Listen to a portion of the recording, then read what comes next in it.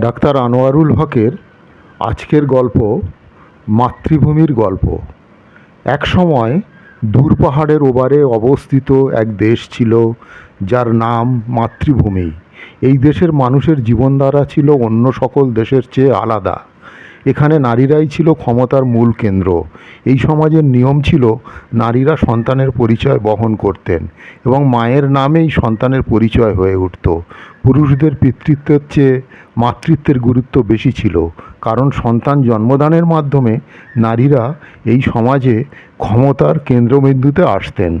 মাতৃভূমির নারীরা একাধিক স্বামীর সাথে সংসার করতেন, যা ছিল তাদের সমাজের পুরনো প্রথা।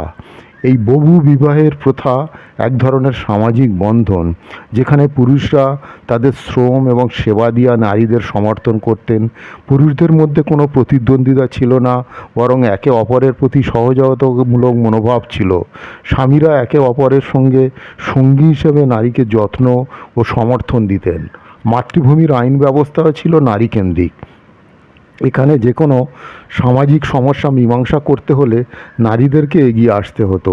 গ্রামের প্রধান নারীরা বিচার করতেন, সেই বিচারের কথা মেনে চলা ছিল বাধ্যতামূলক। নারীদের মেধা, জ্ঞান এবং অভিজ্ঞতার উপর ভিত্তি করে আইনের প্রয়োগ করা হতো। যদিও কোনো পুরুষ কোনো অপরাধ করত, তার শাস্তি নির্ধারণ করতেন নারীরাই। এই দেশে সন্তানরা বড় হয়ে তাদের মায়ের পরিচয়ে বেড়ে উঠত এবং সমাজে নিজেদের স্থান তৈরি করত। মাতৃভূমির মানুষ বিশ্বাস করত যে নারী জীবনধারার মূল কেন্দ্র, আর মাতৃত্বের মাধ্যমে সেই ধারা বহমান থাকে। তাই এই সমাজের মানুষ নারীর প্রতি অসীম শ্রদ্ধা ও ভালোবাসা পোষণ করত। এভাবেই মাতৃভূমি একটি সম্পূর্ণ মাতৃতান্ত্রিক সমাজের প্রতিচ্ছবি হয়ে উঠেছিল, যেখানে নারীরা শুধু গৃহের অধিকারিণী নন, বরং সমাজ এবং আইনের মূল চালিকা শক্তি।